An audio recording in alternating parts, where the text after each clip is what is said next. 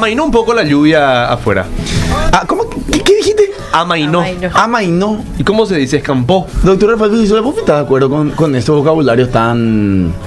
No sé, no quiero... Tan rebuscado. Claro, amainó. ¿Quién te ¿Cómo dice se dice, amainó? doctor? Amainó, de verdad. Amainó se dice, pero nosotros decimos a campo. ¿Verdad? Te habla Campón nomás, ¿por qué? Pero, Como alguien te dice, estás lectura. comiendo, estás comiendo y dice, ¿a qué sabe? Y yo le mira así, ¿A qué sabe? ¿A qué sabe? claro, ¿sabes? ¿Vos lo que sos? ¿Sabes? Doctor Rafael Filisola nos visita hoy, candidato a senador por la Alianza Senadores por la Patria. Y también nos visita hoy por primera vez Valeria Franco. Ella es candidata por la Alianza por Asunción. Lista 2, opción 5, ¿verdad? Sí. ¿Cómo están, señores? Gracias por venir. Bien, un gusto siempre visitarle. Muchísimas gracias por la invitación. Qué bueno. Hay nerviosismo, Aparte ansiedad. aparte somos fan del programa, así que ¿Sí? qué ¿No gusto, escucha? doblemente, claro, Qué bueno. doblemente. Doctor, te consulto nomás yo. Sí. Si vos no, en caso de no llegar, que yo te dije recién fuera del micrófono y lo digo al aire, yo creo que vas a llegar sí o sí. Por lo que representa tu nombre, aparte por el buen trabajo de Cire Masi también en los últimos años, que creo que de Cire como senador es un lujo. Sí. Pero podés ser parte de la mesa, si no llegas. En caso de no Perfecto, ya estoy Mira que anotadísimo. ya hizo radio, ¿eh? llegar. Ya Anotadí- sé. ya hice algo. Te queremos comprar el pase acá. Sí. Perfecto, ya estoy. ¿Pero en serio? No, en serio. Sí, en serio. Porque mira que no es incompatible el Congreso con el periodismo, creo. Y Tito Ibarrola tenía, siendo diputado, tuvo un programa de radio. Sí. Yo también hice Hubo radio, Julita. así que me postulo. ¿Vos eras periodista, vale? No, periodista no, pero tuve un programa de radio con José Tomás Sánchez. Ah, mira, bueno. Sí, se llamaba Sinergia y ¿De qué bastante pro- bueno. Yo le quiero conocer más a Vale. Sí, sí, sí. Sí. ¿De dónde viene Valeria? Valeria. Valeria. Bueno, yo vengo, o sea, nací en Asunción, estuve hasta el 89 viviendo en el interior en diferentes ciudades, siempre cuento eso porque me parece que es importante, me da también como una historia de vida diferente, siempre yo valoro mucho eso. Y me recibí acá en Asunción, estudié Derecho, Rafa fue acá mi profesor de Derecho Político justamente, me quité 5 en esa mesa, era una mesa de lujo, con Rodrigo Campos Cervera, Benítez Florentín, Rafa. Bueno, seguí Derecho, hice una maestría en Fortalecimiento Institucional y Participación Ciudadana. Siempre me interesaron mucho los temas de políticas públicas. En el 2008 trabajé con Lilian Soto en la Secretaría de la Función Pública. Construimos el portal Paraguay Concursa, impulsamos los primeros concursos públicos de oposición. Para mí eso fue una de las tareas titánicas de ese gobierno y que yo creo que hasta ahora se ven los resultados, porque era una ley que desde el 2000 existía, la ley de la función pública, pero que nunca se había cumplido. 8 años sin que nadie cumpla, ¿verdad? Después trabajé en diferentes lugares, estuve 4 años también en Senavitat con Soledad Núñez, fui su directora de gabinete, trabajé en control de gestión. Me acuerdo, vale, de eso. Yo me acuerdo de... Yo decía, ¿pero de dónde le conozco? Me acuerdo. Sí, Sí. la directora de gabinete de Sole Núñez. Qué bueno. Sí, fui directora de gabinete, pero Sí. también después fui rotando. Yo siempre digo que empecé a hacer como trabajo de vestuarios, en un lenguaje de mi casa, ¿verdad? Que son todos futboleros, porque me gusta mucho trabajar con la gente, ¿verdad? Escuchar y ese cambio cultural que hay Sí. que hacer dentro de las instituciones públicas. Interno. Entonces es muy interesante, o sea, de estudiar leyes, derecho, la Constitución Nacional, que son temas que me apasionan. También empecé a trabajar herramientas para ir trabajando ese cambio cultural con la gente, ¿verdad? Porque es el trabajo que realmente hay que hacer. Qué lindo, vale. Sí, entonces, bueno, de todo ese conocimiento también que tengo de adentro de las instituciones, siempre hablamos, Dan, con el grupo, de que uno se da cuenta de que el cambio es posible. Se pueden hacer cambios de gran magnitud en poco tiempo, incluso de repente con los mismos presupuestos de las instituciones, si uno tiene gente honesta, capaz y comprometida al mando de las instituciones. Y ahí viene también el otro tema que me mueve a candidatarme hoy, que es el rol tan importante que tiene el Congreso de la Nación en esa, digamos, contrapartida que tiene que haber, al Ejecutivo, ¿verdad?, desde el Congreso. Por ahí tenemos todo el tema de reforma de justicia, los roles tan importantes en el Consejo de la Magistratura, en el jurado de enjuiciamiento, que hay una responsabilidad enorme de los diputados y los senadores. El defensor del pueblo, por ejemplo, que es una figura, o sea, una institución que nunca funcionó, Ejecutivo, y que también depende de los diputados y los senadores, la terna, la elección es un delegado parlamentario. Claro. Entonces estamos hablando de cosas súper, digamos, complejas, de unas, digamos, deudas históricas con la ciudadanía que dependen del Congreso y que hasta ahora no se pudieron impulsar. Qué bueno saber, ¿vale? Que manejas también lo que es el trabajo legislativo, porque siempre lo hablamos con Mario, ahora con Elías, de que de repente vos le entrevistás a candidato del Congreso y te dicen, no, yo quiero construir puentes, te dicen. No. Claro que... ¿Qué tiene que ver los puentes con el Congreso, Sí, verdad? claro. Y me gusta que hablen del jurado de enjuiciamiento, me gusta que hablen del Consejo de la Magistratura, porque eso es lo que necesitamos en Sí, este país, ¿verdad? necesitamos. Vos, como mujer también, ¿vale? ¿Verdad? Siempre lo hablamos con Mario, ¿verdad? María comenta también su experiencia como periodista. No es fácil militar en política siendo mujer. ¿Tu experiencia hasta ahora como referente femenina, ahora que te estás convirtiendo? Sí, y yo creo que es difícil, yo creo que, como estamos comentando recién, es difícil para todos. Hay mucha violencia política y es el doble o el triple para las mujeres. Te insultan mucho, ¿vale? No sé si mucho, pero más de lo que uno de repente quiere, e incluso mujeres.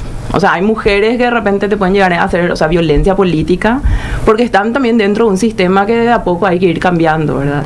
Yo tengo un hijo de 10 años que es nene y la otra vez en la calle me gritaron cosas y me dice, mami, yo no quiero que nadie te grite nada. Y le digo, mi amor, es así, lastimosamente. Welcome Y to esto, the jungle. o sea, vos vas a ser una persona que a lo mejor a tus amigos le vas a tener que decir, eso está mal, eso no se hace. Entonces, son cambios culturales. Igual que, o sea, y pongo esa cosa tan sensible, ¿verdad? Porque es igual como el prebendarismo y el clientelismo. Es algo que es un trabajo hormiga que hay que hacer con la gente y explicar por qué impactan los malos servicios públicos, por ejemplo. O sea, en que no haya medicamentos, la corrupción, el prebendarismo o la mala calidad de la educación. Sí. Es porque los docentes, no, o sea, que tienen que estar en ciertos lugares o los directores regionales no son los adecuados, digamos.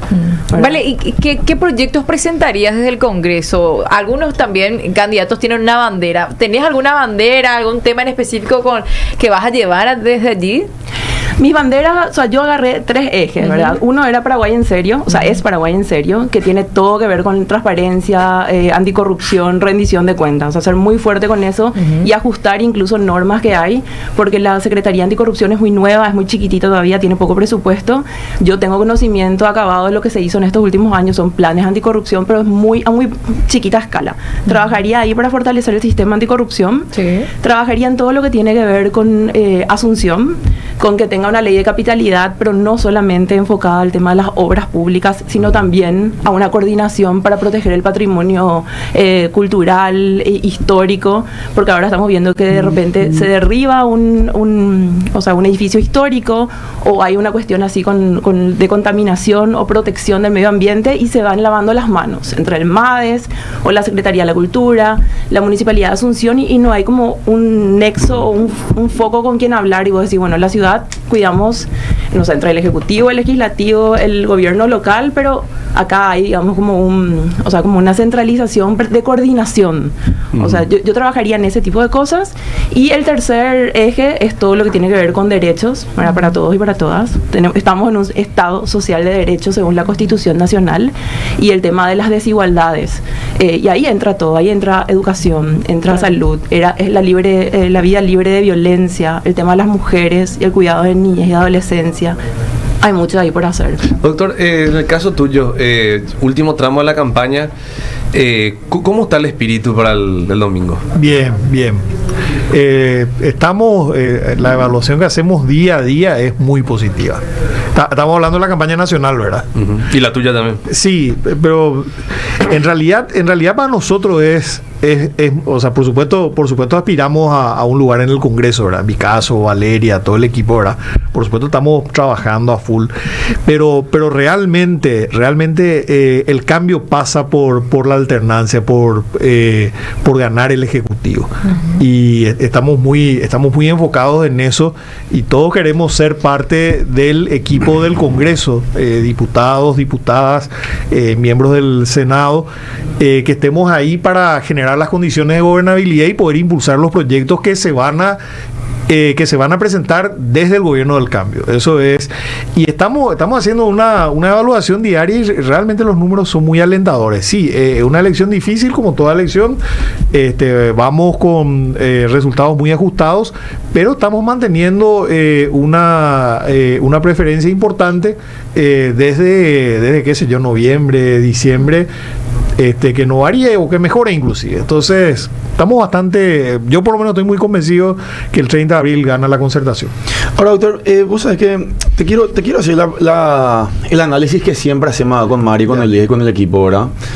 En caso de ganar, en caso de que Efraín gane, ¿verdad? En caso de que Rafa llegue al Senado, de que Vale llegue a diputado, no van a encontrar el mejor país del mundo. Van a encontrar un país con una inflación galopante, es decir, que no para de crecer. Lo que siempre decimos, sin educación, sin salud, sin inversión social, con una tasa de pobreza altísima. Aumentó la pobreza en los últimos años, aumentó la pobreza extrema. O sea, la gente está viviendo mal. Hay muchos paraguayos que comen una vez al día y se van a dormir con esa comida, y esa comida encima tortilla, ni siquiera nutritiva. ¿Cómo piensan hacer esto, doctor? Porque le agarra un todo que es un problema que es un todo y que es un problema 360. Sí. Si vos no enfocás el problema del hambre, te explota el problema de la inseguridad. O sea, tenés un todo. ¿Qué piensan hacer en el tererero Upá con Efraín? ¿De qué hablan?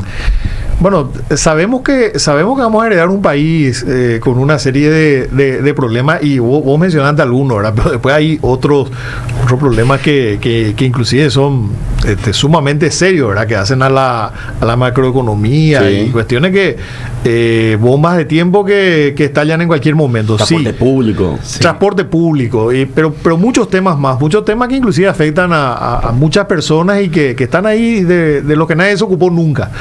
Ahora, eso es justamente lo que nos motiva a nosotros a hacer política, porque vemos que este país, este modelo no da más. O sea, si seguimos haciendo las cosas mal, si seguimos con esta desidia ante los problemas ciudadanos, en algún momento vamos a llegar a una situación crítica como la que lamentablemente viven otros países de la región.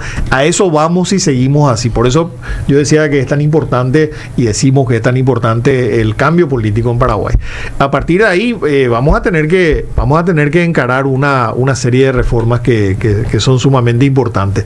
Pero nosotros en general no le tenemos, no es que no nos preocupa, pero sabemos que podemos afrontar esta situación, porque en el 2008 también recibimos un país en crisis. Recuerden que en el 2000 nosotros empezamos la campaña con Lugo con una previsión sobre lo que iba a ocurrir, porque había una determinada condición económica. Después vino la crisis financiera del 2008 que le afectó a todo el mundo.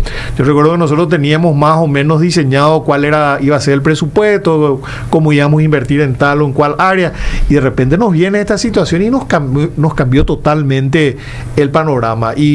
Pero con todo eso, como decía Valeria, cuando vos estás del otro lado del mostrador muchas veces y vos decís el transporte público, parece imposible, ¿verdad? Pero de repente unos chicos, digo unos chicos porque son todos, la mayoría jóvenes, no todos son jóvenes, hay algunos amigos míos, algunos contemporáneos míos, algunos contemporáneos míos, pero de repente agarran y hacen un trabajo maravilloso y encuentran que de repente que nos estaban robando un montón. Sí. Y así viendo caso por caso, con mucha voluntad política, con mucho talento, eligiendo a las personas adecuadas, se pueden hacer muchas cosas. Yo recuerdo que al principio, no sé, voy a poner lo que me tocó trabajar como ejemplo. Ahora me encontré con que la policía no tenía lo básico, que es vehículos para movilizarse, para atender las llamadas que tenían, y parecía imposible, y había una cantidad irrisoria. Me acuerdo que en Amambay, para todo el departamento, había 4 patrulleras, lo cual es ridículo, ¿verdad?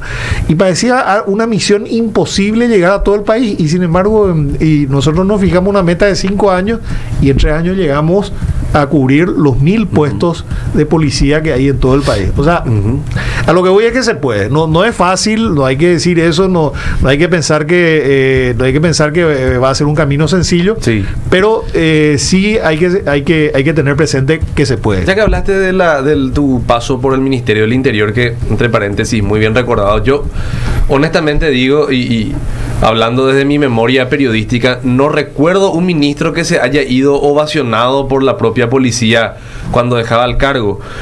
Dicho esto, la designación de Sebastián Villarejo para el futuro gabinete, ¿cómo te toma y ¿Qué consejos le darías si te sentás así tete a tete con él a comer un asado, a tomar un tereré y te preguntas, Rafa, ¿qué puedo hacer yo? ¿O qué debería hacer y qué no debería hacer siendo ministro del Interior? En primer lugar, a mí me parece que Sebastián es una buena apuesta. Me parece que Efraín tomó una buena decisión, no solamente a Sebastián, todos esos nombres que presentó, esos 6 nombres, y sobre todo los criterios que usó, por ejemplo, la equidad entre varones y mujeres, el criterio, los méritos, la trayectoria, en fin, el testimonio de vida. Yo creo que en general una buena apuesta por parte de Efraín. Y Sebastián yo creo que cumple con las condiciones. Tiene experiencia política, es trabajador, es decente. Y yo creo que lo fundamental para un ministerio como ese es formar un buen equipo. Y hay muy buen capital humano, a pesar de que muchas veces se ve lo peor. ¿No te conspiran, Rafa? Claro que te conspiran. A muerte. ¿Y cómo se desactiva la conspiración? Y tenés que tener espalda. Primero tenés que tener espalda política porque cuando le promocionás a gente buena, porque hay muchas roscas, como en todas las instituciones públicas, solamente que acá están armados. Como en todas las instituciones públicas hay roscas. Hay roscas en la administración, en talento humano, en las comisarías y muchas. Pero también hay mucho personal muy calificado y que puede hacer. Y yo le dedicaba mucho tiempo, por ejemplo, yo solo le recomendaría pero a cualquiera en la administración pública, yo le dedicaba mucho tiempo a leer los legajos del personal y rescatar personal que estaba injustamente relegado. Y es notable, vos ponés a la persona indicada en un lugar importante, es impresionante como cambia. ¿Vos lo impusiste mucho a Resquín, doctor? Sí, a Resquín sí. Bueno, él decepcionó él en el ejercicio del cargo? No. Yo creo que Resquín es un oficial de primera. Lastimosamente pasan a retiros muy jóvenes y no es como en otros países, por ejemplo, donde la administración de repente puede volver a normalmente le contrata de vuelta. Es más, en Chile yo recuerdo muchas veces el sector privado compite con el sector público por el personal. No, realmente ese equipo, Resquín en realidad era todavía un oficial muy joven. Él no estaba como jefe. ¿Cuando vos eras ministro? Cuando yo era ministro. El jefe de ellos era Pastore, que después fue comandante, y estaba Altenburger también en la parte de. Pero realmente nosotros pudimos integrar un equipo espectacular. Pero ¿cómo vos hacías? Y yo creo que este comentario tuyo le tiene que servir a Seba Villarejo. ¿Cómo hiciste? Porque es cierto lo que dice Elías, la policía se acuerda muy bien de vos. Pero el problema es que en los papeles, pues el ministro del Interior es como el vicepresidente en los papeles. Cargo florero. No estás en la cadena de mando. Si no sos buena onda con el policía, el comandante lo te dice, hermano, vos no decidís, vos sos ministro del Interior nomás, yo soy el comandante, yo decido. ¿Cómo ejerces el cargo de ministro del Interior siendo que en los papeles no tenés autoridad ni siquiera para elegir? Ahí hay dos cosas. Constitucionalmente, el ministro del Interior sí está en la cadena de mando, porque la Constitución dice que la policía se subordina a la dependencia del Poder Ejecutivo, que está a cargo de la seguridad. Ahora, ¿qué pasa? Depende mucho del estilo del presidente de la República. Muchos comandantes o la policía muchas veces le puentea al ministro. Nosotros en ese sentido tuvimos un buen relacionamiento con Lugo, y eso no ocurría, ¿verdad? En mi caso, yo trabajé mucho por la promoción del personal policial, por la dignificación de la carrera policial. Para mí era muy importante, y creo que Valeria tiene mucha experiencia trabajando en la función pública también. Yo creo que es muy importante cuando uno hace un trabajo, sienta que es reconocido, sienta que es apoyado. Sí. ¿Qué pasa con la policía muchas veces? Yo llegué al extremo de que de repente me llamaba por ejemplo, alguien y me llamaba un oficial, me decía, en una carrera en una barrera policial cayó el hijo del diputado tanto, me decía. ¿Y qué hacemos? Me decía. Y le digo, ¿y hizo algo malo? Y sí, me dice, y bueno, haga su trabajo, le decía. Y después el diputado tanto venía y me reclamaba a mí. Pues yo le... ¿Te reclaman los perros, doctor? Claro que me reclaman. Y me decían, sí, pero vamos a tener problemas. No, ustedes no van a tener problemas. Cúlpenme a mí o culpen al viceministro, cúlpenos a nosotros. O sea, se sentían apoyados, hicimos mucho trabajo trabajo para promocionar, para dignificar.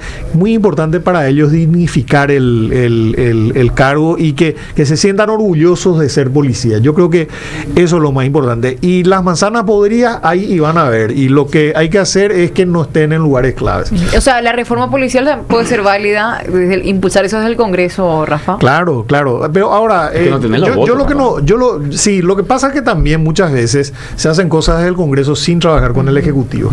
Entonces sale algo que de repente no es practicable. O sea, hay que trabajar en conjunto con el Poder Ejecutivo. No se puede hacer una reforma en el Ejecutivo a espaldas del Ejecutivo. Hay que trabajar con el Ejecutivo, hay que trabajar con el ministro, hay que trabajar con el comandante. Escuchar. Hay que darles, claro, hay que ver la reforma que es posible, el cambio que es posible.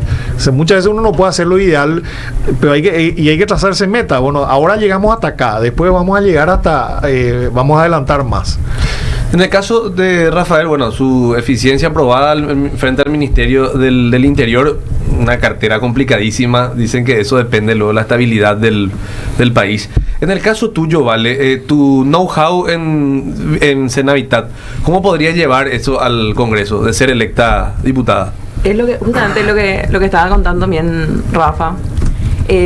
Yo creo que todo ese know-how de cómo sí se pueden hacer las cosas y que a veces las reformas que se tienen que hacer son incluso menos normativas, a veces, o son muy puntuales. Yo, por ejemplo, tengo algunas propuestas para la reforma del servicio civil, pero son puntuales. Y acá quiero contar un ejemplo. En el año 2000 sale la ley del servicio civil de la función pública y no se estaba cumpliendo hasta el 2008. Entonces, asume el gobierno y se hacen mesas de diálogo para una reforma de la carrera del servicio civil, de la función pública. Pero ya había una ley que no se estaba cumpliendo. O sea, que no había un control ni siquiera del legislativo para que se cumpla la ley que ellos mismos, digamos, hicieron y promulgaron, ¿verdad? Entonces, pues yo haría ese trabajo de control, ¿verdad? Y de apoyo, como dice bien Rafa. Trabajaría con el Ejecutivo para que las reformas normativas que son necesarias se trabajen con los funcionarios, con las autoridades y que sea real y practicable, digamos, cualquier tipo de reforma normativa. Pero también mucho de control y de, ¿cómo se llama? Vinculación con el sector ciudadano para ver qué otras propuestas y qué otras necesidades también se pueden llegar a vincular entre el Ejecutivo y el Legislativo.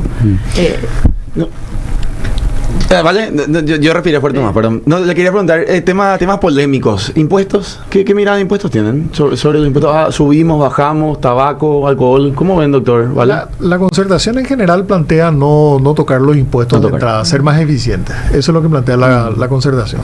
Realmente fuerza mucho si no sos eficiente y le estás cobrando impuestos a un sector de la población y no estás llegando a todos los que tenés que llegar.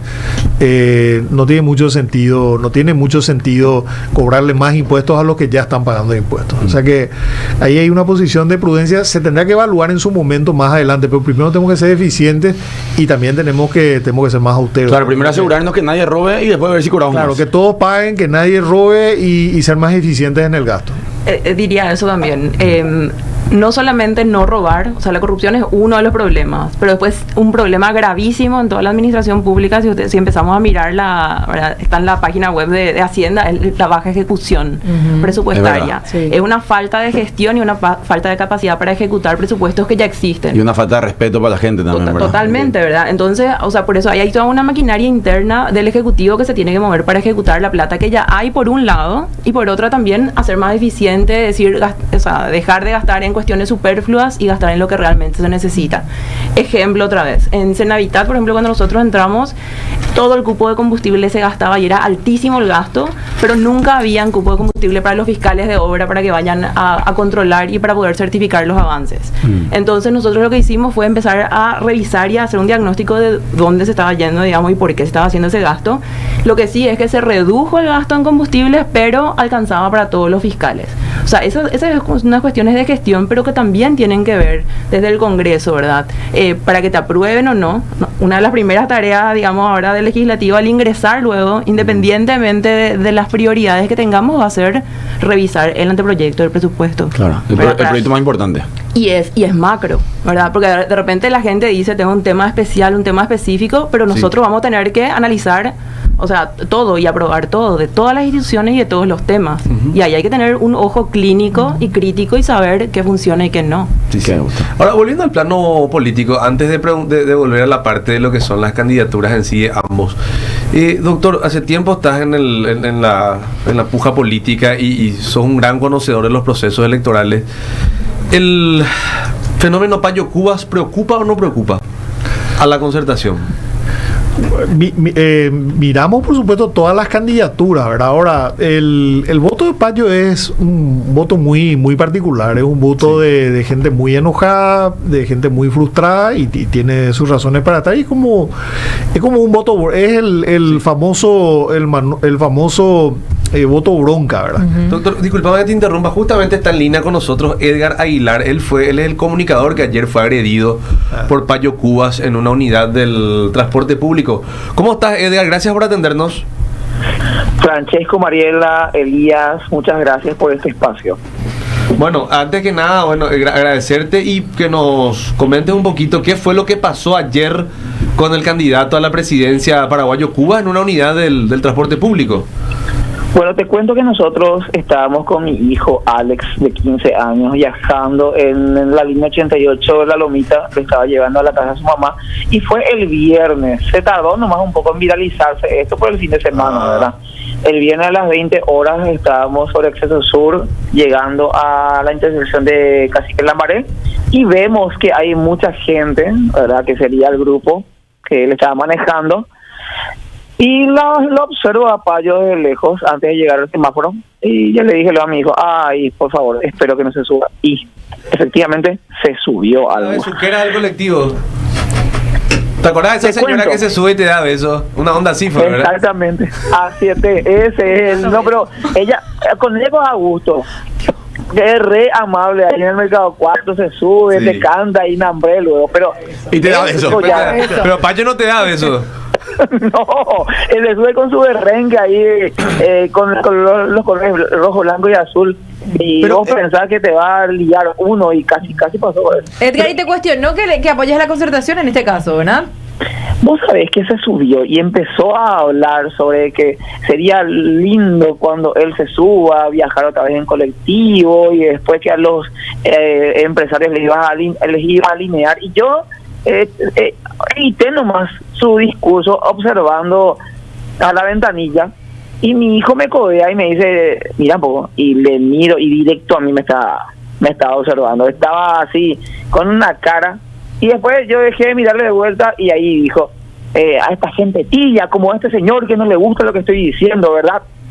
Y ahí ya me sentí directamente aludido y le dije, no me gusta, le dije, y se acerca con su cámara y ya cambia por la pinta al ver el video. Es el momento en que cambia de cámara y ya me graba a mí y le digo yo, ¿sabes qué? Vas a perder, viejo, te estás dividiendo y le estás quitando votos a Santi y a toda la oposición y le vas a hacer ganar a Santi. Eso es mi estadísticamente ya era mi opinión, ¿verdad? Ya le estaba diciendo lo que me parecía. ¿Y a vos quién le apoyás? Y a la Concertación, Y ahí me empezó a decir una sarta de pavada, ¿verdad? Que no tiene nada que ver con la elección a presidenciables. Me dice, pedazos de la cúpula liberal de M que le apoyaron, que le ayudaron a Sandra Quiñones a continuar en el poder, bla, bla, bla. No tiene nada que ver, le digo. No importa, vos sos un liberal más, estás en la cúpula, etcétera, etcétera. Y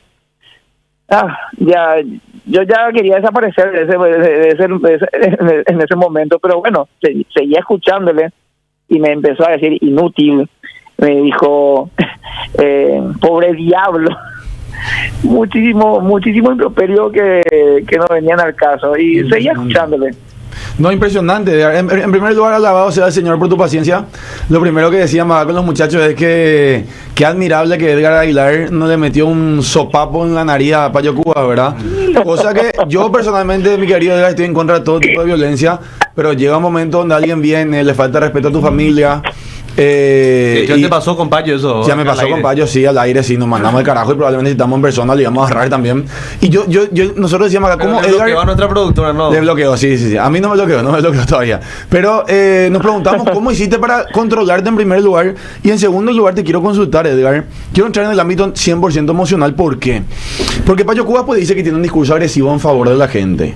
Y cuando él dice que está a favor de la gente, parece que Edgar Aguilar, Francesco Fiori, Elías Pírido, nosotros no somos la gente, ¿verdad? Parece que somos basura que nos pueden cagar encima y nosotros no podemos decir nada. Este tipo quiere oprimir libertades y lo que te hizo a vos es un claro ejemplo. Por eso te quiero consultar, ¿cómo te sentiste vos como gente, como un ciudadano de a pie, como un ciudadano que usa transporte público, que trabaja todo el día y se quiere descansar a su casa y fue agredido en el camino? ¿Y cómo se sintió tu hijo, Edgar? ¿Cómo se sintió tu hijo que me imagino que se asustó? Vos sabés que no. La educación que le doy a mi hijo es muy integral en el sentido de lo que es ética, lo que son las realidades del día a día. No les cerré ese espacio. Desde chicos ya saben que se van a encontrar en la calle. Y te doy nomás una anécdota. Cuando nos paramos a la altura de Coca-Cola para bajarnos hacia la casa de su mamá, yo le digo a la gente, que la mayoría estaba todavía conmigo, de lo que vieron, lo que sucedió. Una cosa nomás les voy a decir: no dejen que nadie les diga ni les obligue a votar por alguien. Voten por quien ustedes crean que es la mejor opción. Y mi hijo detrás me secunda y le dice a la gente, y con 15 años le dijo eso, y si les dan un 100.000, no le voten a ese que les dio, votenle a otro. Así le bajó mi hijo. Entonces, ayer te das cuenta. Con mi hijo, por suerte, no pasó nada. Al contrario, después sus compañeros, todo el fin de semana y el día de ayer, le empezaron a decir, che, tu papá tal cosa, porque yo también soy, dentro del colegio, una figura destacada en el sentido de que estoy con las Olimpiadas, fui coreógrafo, porque aparte de ser comunicador e informático y marketero, soy también artista, soy coach, y fui coreógrafo para las Olimpiadas y salimos victoriosos con mis hijos en las Olimpiadas del año pasado. Entonces la gente se identificó conmigo y me apoyó, tanto en redes como también en mi entorno, ¿verdad? Y por decirte así, para mí fue algo anecdótico, fue algo instructivo, pero la gente se sintió muy ofendida y mucha gente me llamó y me dio su solidaridad, me apoyó. Yo creo que más que nada, él se metió un balazo, no en el pie, sino en la cabeza. Demostró realmente quién es y qué es lo que quiere en el poder. Y eso es más que suficiente para darte cuenta de que es una persona no elegible para el cargo de presidente de la República. Acá está, Edgar querido, el doctor Rafael Filisola, que quiere hacer un comentario, doctor. ¿Algo que al respecto?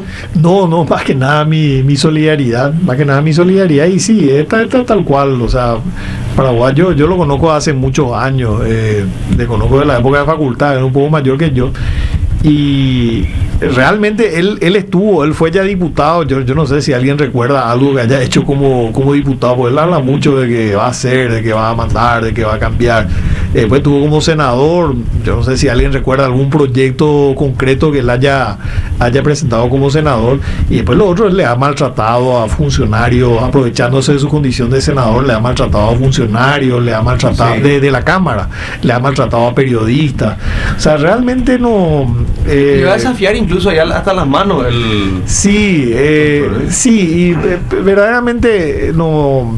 Verdaderamente es un farsante, no hay otra palabra para definirle.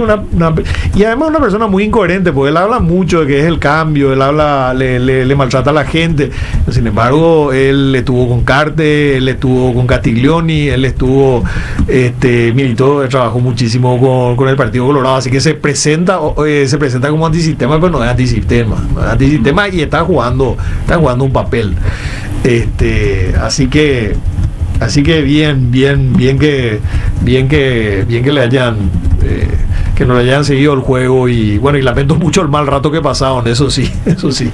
No, tremendo. Y por sobre todo, Edgar, dejar una reflexión también vos como comunicador sobre el peligro de Payo Cubas, ¿verdad? O sea, me parece demasiado peligroso. Uno te puede criticar, mi querido Edgar, y decir, che, ¿cómo le va a votar a Efraín? ¿Cómo le va a votar a Santiago? ¿Cómo le va a votar a Fiorio, a Vala, qué sé yo? Pero de ahí a decirte sos un imbécil, un inútil o algo así, siendo candidato a presidencial, más que está mal, mi querido Edgar, es un peligro para la democracia y creo que tu testimonio debe servir para que los paraguayos, que ningún paraguayo le vote el domingo a Payo Cubas. Porque, insisto, toda opción es válida en democracia, menos aquella opción que te dice te quiero cagar de libertad. Yo te cuento una cosa. Es increíble el pequeño porcentaje, que creo que es un 10%, calculando mal y pronto, en las redes, que le defiende. Y que es más, yo te cuento que dentro de mi círculo de ex compañeros, un compañero inclusive dijo, ¿por qué no te metió un saplé a mí? ¿Por qué no me metió un saplé para que me alinee y que me dé cuenta de lo que está pasando? O sea que hay un porcentaje de gente que le gusta ver arder el mundo. Es como cuando estamos en la escuela o en el colegio. Siempre en el colegio hay un grupo de gente que quiere hacer quilombo, ¿verdad? En nuestro compañero en el aula. Hay otro grupo que se alinea, hay otro grupo que es líder, otro grupo que son los churros o los de la high, y así sucesivamente. Bueno, ese grupo, en líneas generales, que es el quilombero, el que no le importa nada, ese es el grupo que le va a votar a Payo, sin que nadie se ofenda. Ese es el grupo que le va a votar a Payo, y esperemos que realmente esa gente se rescate y que se dé cuenta que no es así, que no va a ir a ninguna parte de ese voto, pero va a ser así. Hay un grupo de gente, en todo el mundo es así, que quiere ver arder el mundo, que no le importa nada, que le gusta la anarquía, que en la calle cuando le dicen que está haciendo mal algo, no les importa, y creen exigir su derecho. Bueno, va a haber un voto para Payo, un porcentaje de gente que le va a votar, y espero que esa gente reflexione y que se dé cuenta de que estamos en democracia y de que estamos en un país que está creciendo, que es un país que es punta en la región en el sentido de PIB, estamos creciendo, sí. Como economía estamos creciendo, somos la economía emergente más importante de América Latina en este momento, y no podemos dejar de votar a una opción que nos dé la oportunidad de seguir creciendo y de realmente poder ir a un centro de salud, a un hospital, y que no sea lo mismo de siempre. Poder ir a una institución pública y que nos dejen esperando con los trámites como siempre. Poder salir a la calle y que nuestras rutas estén bien. El país debe crecer y no podemos caer en la demagogia y menos en la anarquía. Edgar, un fuerte abrazo. Un abrazo y que pasen bien. Espero que el 30 de abril la gente sepa el quién. Fuerza, Edgar Chera, fuerza. Muchos saludos a Edgar. Edgar Aguilar, otro para periodista. ustedes. Saludos, Edgar. Edgar Aguilar, periodista agredido por Payo Cubas. Qué feo será, qué guanaco. Pero hay, lo que pasa es que hay que leer muy bien también esta situación. Lo que digo, Edgar, es muy cierto. Hay un público para esto. Fíjense nomás las mediciones, Latinobarómetro todos los años. No, sí. Pero hay gente aparte, hay gente que cree que tiene un pensamiento autoritario, que esa cuestión de que los militares gobiernen. Extraña la dictadura, parece la gente. Sí, muchos. No se dan cuenta que una equivocación tremenda, que los problemas no se solucionan con mano dura o con mesía. Aparte, doctor, yo te decía algo. Sí. Una cosa pues la mano dura. Justamente Vale mencionó un nombre que a mí me despierta pasiones, ¿verdad? Que es el nombre de Bukele. Sí. Que vos podés debatirlo desde el punto de vista si es demócrata o no, pero al menos hay propuestas. O sea, hay una propuesta de ejecución. Payo no tiene propuestas. No tiene. O sea, Payo, ¿qué es lo que te dice? Payo te dice, Mariela Fretes, si vos no estás de acuerdo conmigo, te voy a garrotear. Y si no me votas son inútiles. ¿Qué te pasa, boludo? Sin embargo, claro, Bukele te dice, estés de acuerdo, no te dice, quiero hacer esto con la policía, mano dura. Pero al menos quiere hacer con la policía. Payo no dice nada. No tiene una sola propuesta de mano dura. No. O sea, acá es, ¿vos estás de acuerdo conmigo, Mariela? No, y te haga rotear. No, aparte, y yo repito esto, fue diputado, fue senador. ¿Y qué te recordás de su paso por la Cámara de Diputados? La lista Fue diputado en el periodo que vos también entraste. No, él fue antes. Antes fue. La lista de bloqueada que le favorecen al Partido Colorado. No, pero vos sabés lo que era su problema. Pero vos sabés cómo estaba escrito su proyecto de ley. Una farsa fue eso. En adelante las listas serán abiertas, algo así. No te decía cómo se tenía que implementar, cómo se iba a hacer. Sí. O sea, era agarrar, decir, bueno, las listas van a ser abiertas. Y más o menos así. No es tan así, decía algo más, pero no te decía el procedimiento. Bueno, para ir nomás redondeando la nota y agradeciéndoles el tiempo, haber venido a pesar de la lluvia. Sí. ¿Por qué hay que votar por Valeria Franco y por qué hay que votar por Rafa Filisola? Lista y opción para fijar ya esta semana los indecisos que están ahí del otro lado. Hay que votar por Valeria Franco para diputada por Asunción, lista 2, opción 5, porque soy una persona preparada, comprometida para cambiar la situación de todos los asuncenos y todos los paraguayos. En mi caso, tengo un testimonio de vida y una trayectoria. Por supuesto, habrán algunos que estarán de acuerdo, otros en desacuerdo, pero lo que puedo decir es que siempre cumplí mi palabra. Siempre me manejé de forma transparente. Yo como parlamentario, como parte del Ejecutivo también, nunca evité los controles, al contrario, inclusive en materia de gastos reservados, yo puse a disposición del Parlamento, de la opinión pública, informes sobre gastos reservados. Devolví gastos reservados por primera vez en la historia del Poder Ejecutivo. Yo devolví una suma de 3.000 millones de guaraníes que había que devolver porque no se usaron. Pero anteriormente nunca se hacía, así que no sabemos si se usaba bien o se usaba mal. Llevan los perros eso. Tengo experiencia, tengo experiencia legislativa y tengo proyectos y lo más importante, tengo palabra, pueden confiar en mí. Lista y opción, doctor. Lista 2, opción 4. Muchas gracias por venir esta mañana.